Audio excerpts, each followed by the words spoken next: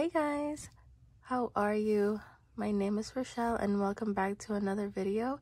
So if you are new here, this video is all about sinking funds, cash stuffing, and paying off debt. So if you guys are interested in what I have to offer, then I would like you guys to keep on watching. So today I am going to be doing a budgeting video. So I was contemplating on doing this just because my paycheck doesn't really change that much. The only time it really changes if I do overtime, but I wanted to show you guys anyway so you guys can see my setup. And so first I'm gonna open my iPad. Okay, so here is my iPad, and I used the Numbers app to do my budget breakdown. So I have my budget breakdown here on the right side, and the left side is a total of them for the year. So any amounts that I add on the right side will go onto the left side, and then at the end of the year it will show me my totals for the year and what percent of my income I used for each category. So today we are going to be budgeting for April 8th, and we are going to be budgeting $2,698. So I'm going to actually take you guys into my iPad to show you the full view. Things that stay in my bank account is the money that I pay for debt and the money that I pay for bills. So that is why I have them in the first sections of my budget breakdown. So NowNet is my federal student loans, and as of right now, repayment is not required, and so I'm not putting any money in there, but I am putting that money in that I allotted to it towards my earnest, which is my private student loans. At one point, everything was a federal student loan, but in the end of 2019, I decided to refinance some of them in order to get a lower interest rate so that I can save on interest. So as of right now, my earnest is actually on a monthly payment of like $780, but each paycheck I allot $500 so that I can put in an extra payment in there, and as well as I changed to a bi-weekly payment method so that at the end of the year you're technically paying an extra payment or two just because there's 26 weeks in a year. And if you paid monthly, you'd only be making 12 payments, so that would be like 24 weeks. So because each year has 26 weeks, you're basically paying an extra 2 payments. So that's what I did.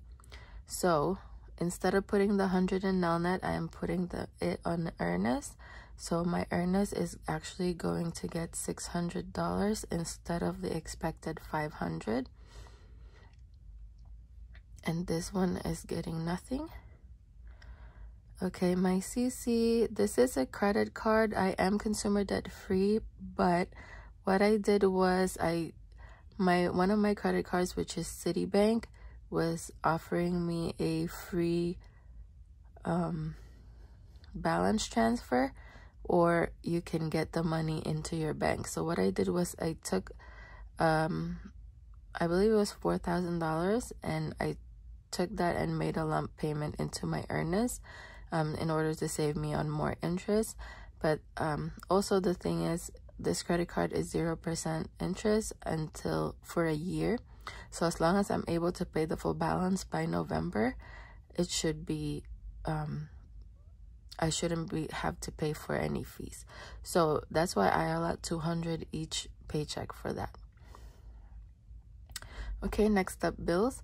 And combined is like a supplemental insurance, so in case I get in an accident or anything like that, this could pay for that.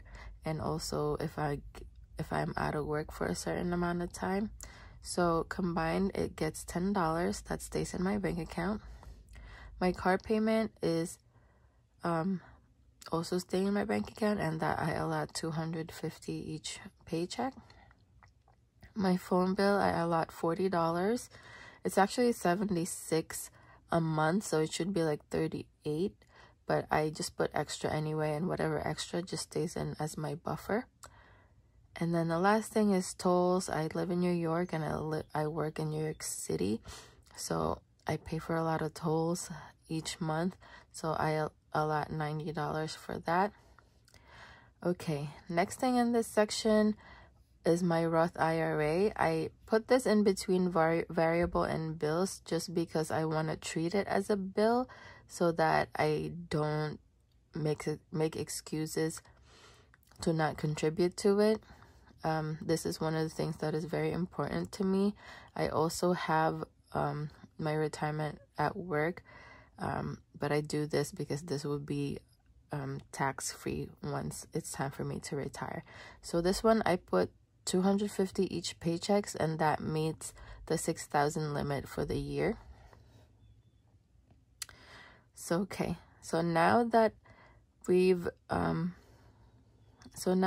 put in the debt and bills, if I scroll all the way down, this is the amount left that we still have to budget.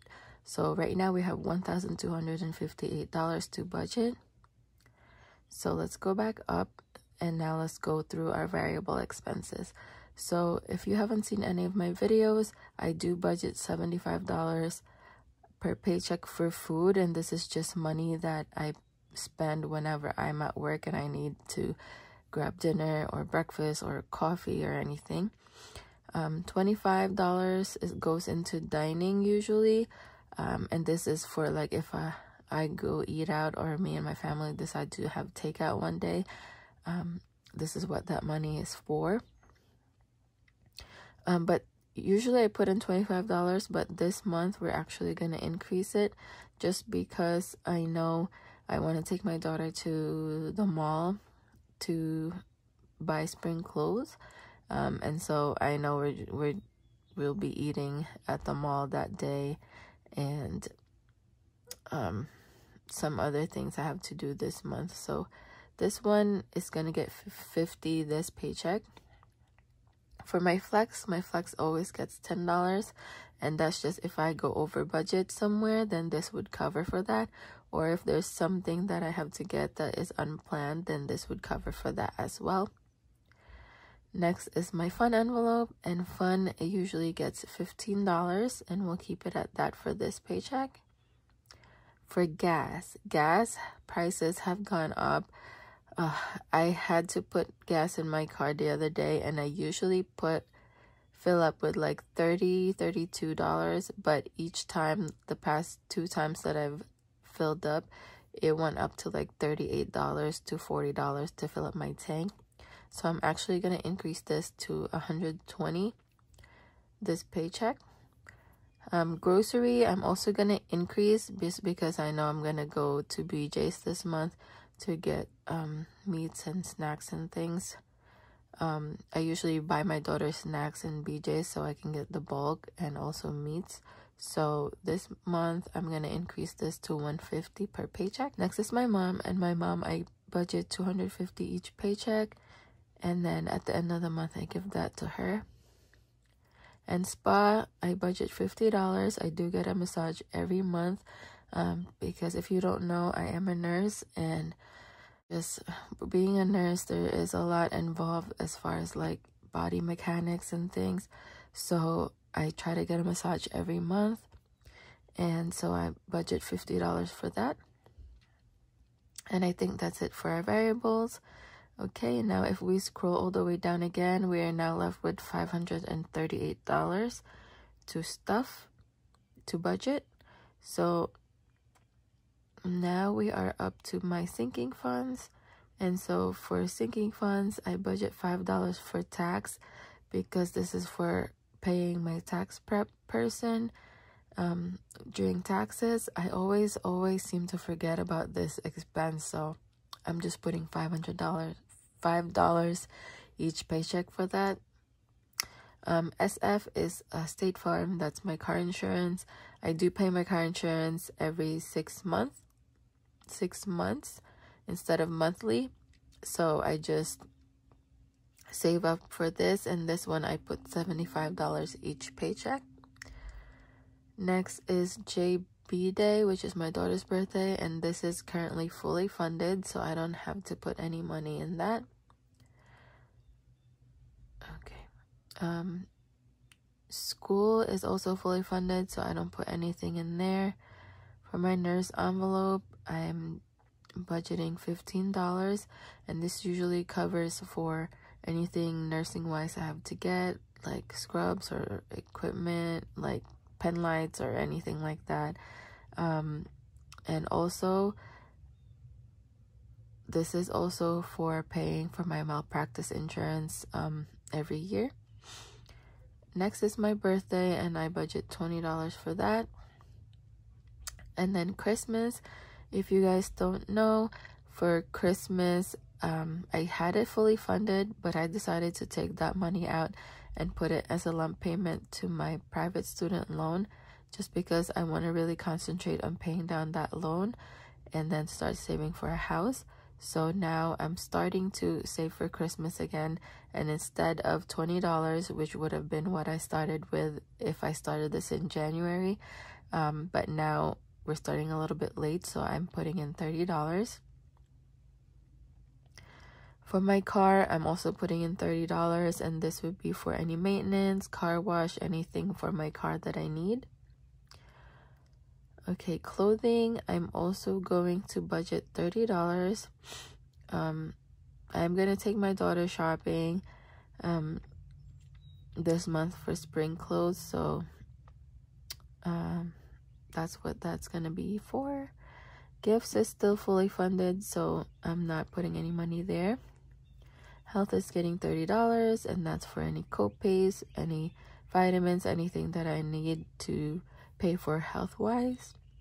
My daughter's budget is getting $20. My budget is getting $20. And travel is getting $100. My home fund, I stopped budgeting for because, like I said, I wanted to focus on paying down my private student loan. And then last is emergency fund, and right now that has $1,000 in it. So right now it is fully funded, although I want to also start budgeting for that after I pay for for my private student loans. So I do want to beef that up to $5,000. Okay, now as you can see, I have $163 left over. So I decided whatever leftover money I have, I'm gonna go and put it over into my private student loan. So now instead of getting $600, this is going to get $750. And then if we scroll back down, we should have $13 left, and that will just stay in my bank account as a buffer. So that is it, you guys. I hope you enjoyed this video. I wanted to do this with stuffing the envelopes, but it's gonna be too long of a video, so I wanted to separate them. So my next video will be stuffing my cash envelopes and my sinking funds. So stay tuned for that, and I'll see you guys on the next one. Bye.